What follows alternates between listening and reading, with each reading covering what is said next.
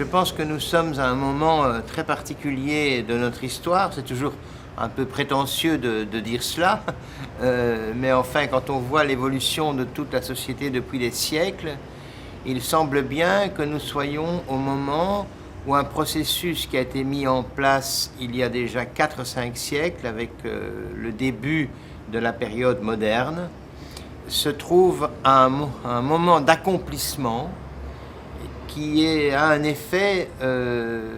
comme on dit en théorie mathématique, de catastrophe.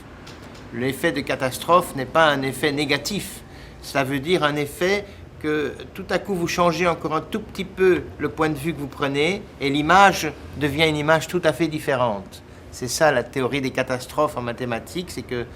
le changement n'est pas un changement bouleversant qui suit un tremblement de terre, mais c'est parce que petit à petit les choses changent et puis un jour la goutte d'eau fait déborder le vase et l'allure générale du système change. Je crois que nous sommes à ce moment-là où donc nous avons dû, depuis la modernité, prendre et tirer conséquence du fait de la disparition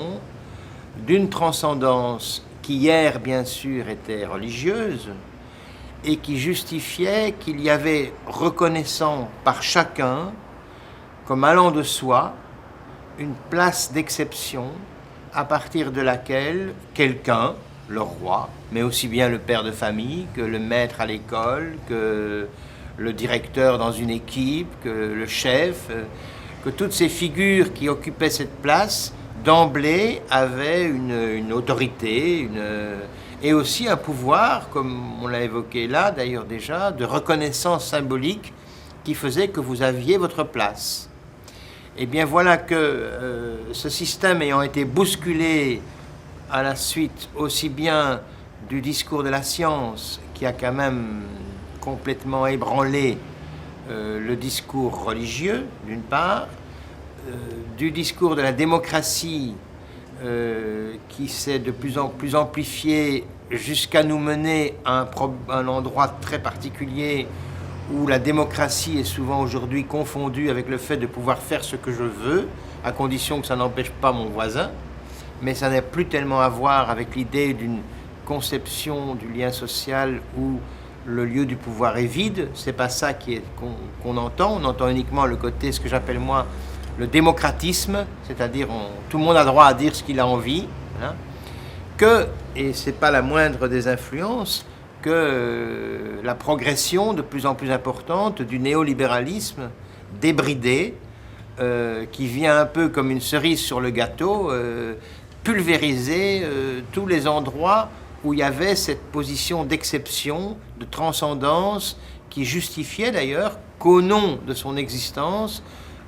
chacun devait être entamé, un peu limité, à cause de cette instance. Eh bien ça semble avoir basculé, et aujourd'hui nous sommes plutôt dans un monde, et nous construisons un lien social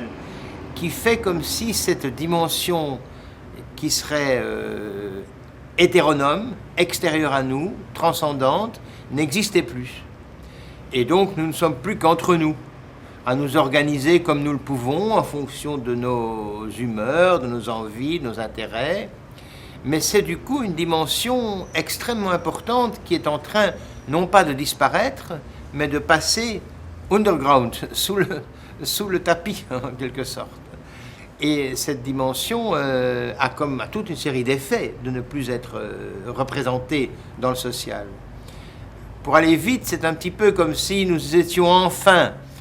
débarrassés de la figure de Dieu et de tout ce que ça représente. Nous avons compris que le ciel n'était pas occupé, et je parle du point de vue du lien collectif, je ne parle pas de la foi, je parle du lien collectif. Nous avons compris que le ciel était vide, et certains s'en trouvent à croire que du coup il n'y a plus de ciel. Or, ce n'est pas tout à fait ça qui se passe, parce que du fait que nous parlons, du fait que nous sommes des êtres parlants, quoi que nous fassions, il semble bien que nous devions payer un prix à cette parole, et que si nous avons l'avantage d'échanger entre nous aujourd'hui, et plein d'autres avantages qui sont toute la culture humaine, s'il n'y avait pas la parole, il n'y aurait pas toute la culture de l'humanité. Donc la parole est extrêmement importante, mais il semble bien que la parole se paye d'un prix, à savoir que nous perdons tous l'accès immédiat aux choses, l'accès immédiat à l'objet de satisfaction. Nous ne savons au fond plus très bien, nous avons perdu notre repère qui ferait qu'il y aurait un bonheur, le même pour tous, idéal. C'est quelque chose qui est perdu. Nous sommes condamnés, comme le dit d'ailleurs le texte biblique, nous sommes chassés du paradis et nous sommes condamnés à devoir trouver notre chemin par nous-mêmes.